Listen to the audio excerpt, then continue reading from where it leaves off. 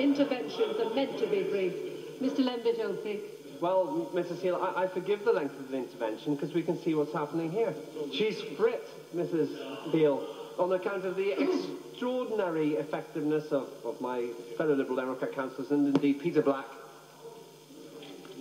To debating the main components of this amendment rather than any other aspects. I apologise, Mrs. Hill. Because then I bet that the right honourable gentleman was the sort of little boy who pickled his conkers before playing.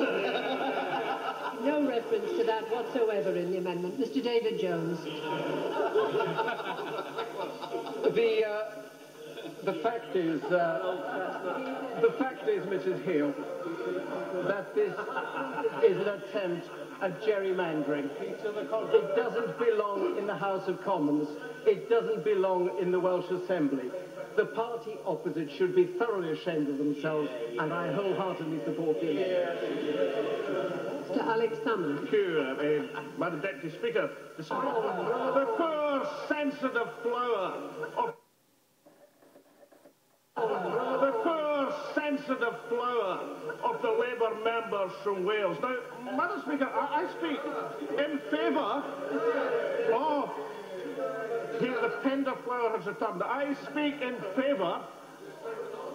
Far too much noise in the chamber. The honourable member. These are cheers, Madam Deputy Speaker. These are cheers. I speak in favour of this additional member system, but I speak as someone who's been elected 6 times to 10 weeks. And with that enormous parliamentary experience, he has chosen not to represent his constituents desperately worried about the withdrawal of fire service from Livingston, not to represent... Order. Would the honourable member please confine his remarks and address them to the amendments under discussion, which is apropos to Wales, not Scotland? And I'm pointing out, Madam Deputy Speaker, that those who argue that list members are failures should look at the strength or otherwise of their own electoral mandate.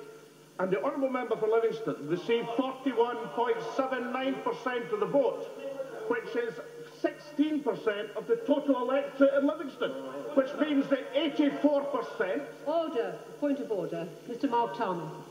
This doesn't appear to actually be covering any of the matters that we should be covering. It just seems to be referred totally to some matter in Scotland. Livingston to the Welsh seat. Oh, order. I have already ruled to the honourable member that he must confine his remarks to the amendment to the Government of Wales Bill. Mr. Alex Salmond. Yes, Madam Deputy Speaker, and that is exactly what I'm doing always as I do take your advice. It's interesting that Labour Party members who are prepared to dish out gerrymandering to other parties in Wales can't take a bit of debate in this chamber. It's that sort of attitude. And if I had been elected by a mere 16% of the electorate in Bradford... Order. I remind the honourable member once again, please, to move on from his speech and order, and to address his remarks to the amendments currently under discussion. The amendments are about the strength or otherwise of the electoral mandates. As we have been discussing, Madam Deputy Speaker, all evening, the Arbuthnot report on the situation in Scotland, because that report said clearly, looking into the proposals, the part-time Secretary of State for Wales told us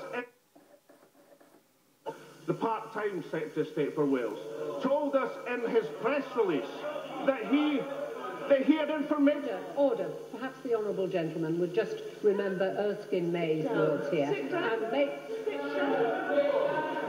and continue his contribution to this debate in a more orderly manner. Mr. Alex Salmond.